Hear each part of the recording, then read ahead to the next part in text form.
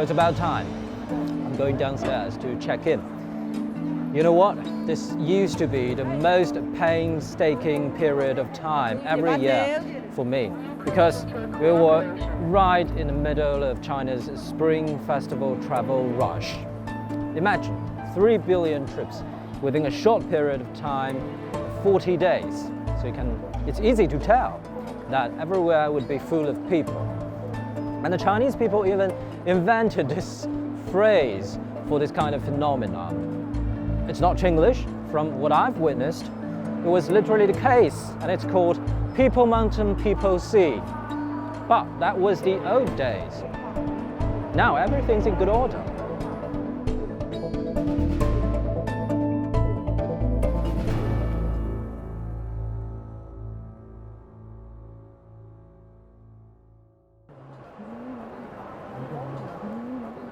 I was 6. My parents took me to Shanghai to spend the Chinese New Year with my grandparents. And we bought some nutrition supplements for my grandma as a present. Back in the 80s, those were a real luxury.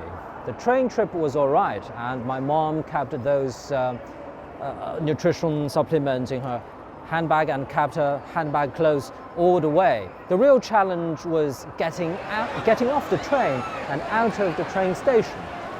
The movement of this huge crowd of people just kept you floating forward. As a child, I was barely walking. Then I heard this crack. I thought it was something we stepped on.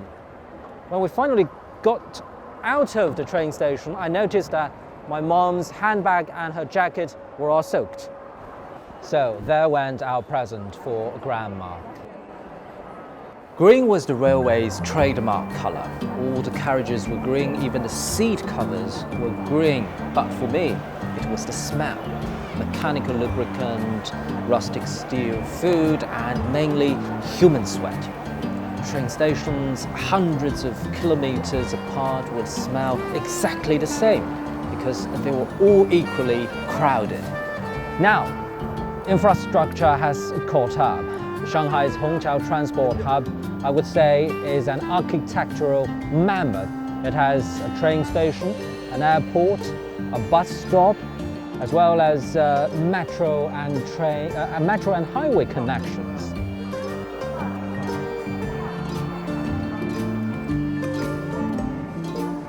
I grew up in a city that's about 200 kilometers away from Shanghai. When I was a child, the train trip could take 4 hours and a half at least, and that could be easily extended to 5 hours and more due to frequent stopovers to make way for cargo trains. Guess how long does that same trip take nowadays? 45 minutes. Yes, from 270 minutes minimum right down to 45 minutes. But now I still spend 5 hours to get to Shanghai, but that's from Beijing. I buy train tickets through a phone call or a few clicks on my mobile app. I book a car to pick me up. All of these wouldn't have existed in my wildest childhood imagination.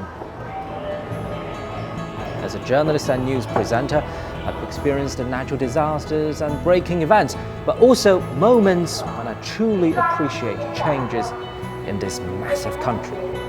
So here comes my high-speed rail trip, and this is my life, my China.